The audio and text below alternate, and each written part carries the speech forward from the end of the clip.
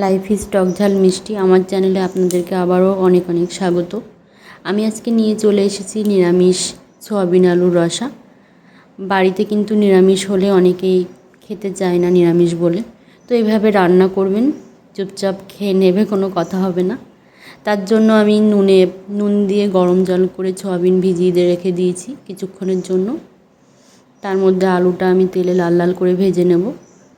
আলু ভাজা হয়ে গেলে সয়াবিনটা আমি জল থেকে এভাবে নিগড়ে তুলে নিয়ে এটাও ভেজে নেব। আজকে রেখেছি শিলনোড়াতে পোস্ত, কাঁচা লঙ্কা আর আদা, এটা আমি ভালো করে বেটে নেব। সয়াবিনটা লাল লাল করে ভাজা হয়ে গেলে তুলে নিয়েছি। আজকে তেলে ফোড়ন দেব গোটা জিরে, শুকনো লঙ্কা, গোটা এলাচ, দারচিনি। তার মধ্যে দিয়ে দেব টমেটো কুচি, 1 চামচ চিনি দিয়ে দেব, দিয়ে নেড়েচেড়ে বেটে রাখা মশলাটাও দিয়ে দেব। দেওয়ার পরে একে একে দিয়ে দেবো হলুদ গুঁড়ো, নুন, কাশ্মীরি গুঁড়ো লঙ্কা, একটু ধনে গুঁড়ো দিয়ে মশলাটা আমি এভাবে ভেজে নেব। এভাবে মশলা ভাজা হয়ে গেলে ফেটিয়ে রাখা টক দই সেটা এখন দিয়ে দেব।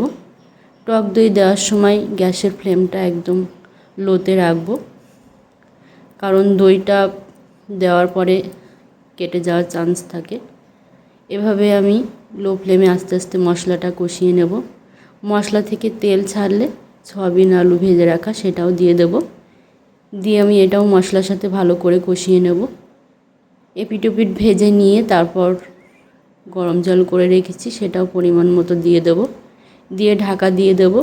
ঢাকা খুলেই আলু সয়াবিন সিদ্ধ হয়ে গেছে। তার মধ্যে দিয়ে দেব গরম মশলা গুঁড়ো আর একটু ঘি।